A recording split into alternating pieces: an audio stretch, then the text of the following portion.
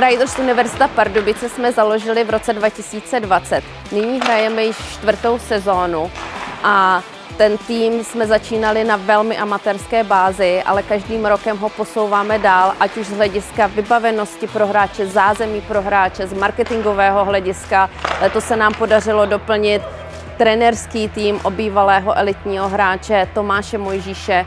Velmi nám letos pomohlo přímé derby s Hradeckou univerzitou, kdy se nám do Enteria Areny podařilo dostat 2 500 studentů, kteří zde vytvořili nezapomenutelnou atmosféru a tímto si myslím, že jsme si i vybudovali velmi pevnou pozici na sportovním poli celého Pardubického kraje. Spojení studia a sportu na vrcholové úrovni není vždy jednoduchý, nicméně otevření programu ekonomiky a managementu sportovních organizací na Fakultě ekonomicko-správní nám velmi pomohlo, protože je to velmi atraktivní program pro veškeré sportovce, nejenom pro naše hokejisty.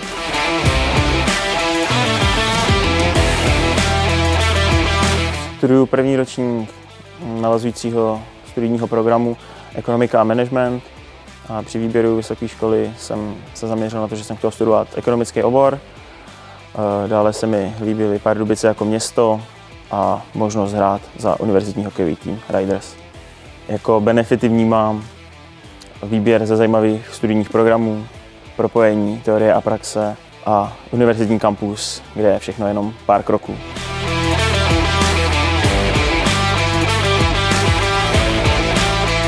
Spolupráci mezi Fakultou ekonomicko-správní a Riders vnímám pozitivně. Spolupracujeme a podporujeme se během různých aktivit a zajímavostí je, že v Riders působí 18 hráčů, kteří studují na Fakultě ekonomicko-správní.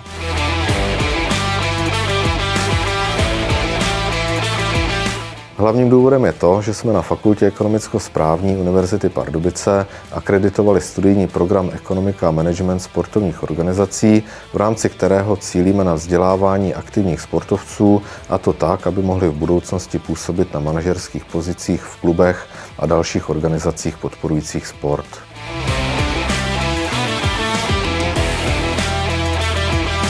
Rádi bychom pokračovali v nastaveném trendu, protože věříme, že tato forma spolupráce je přínosná jak pro Fakultu ekonomicko-správní, tak i pro univerzitní hokejový klub Riders.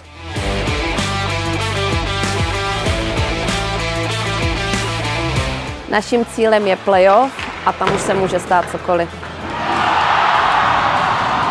Univerzitní liga ledního hokeje je nejrychleji rostoucím sportovně společenským projektem v České republice. Já jsem velmi pyšný na to, že jsme pomyslným vlajkonošem v oblasti propojení sportu a vzdělání.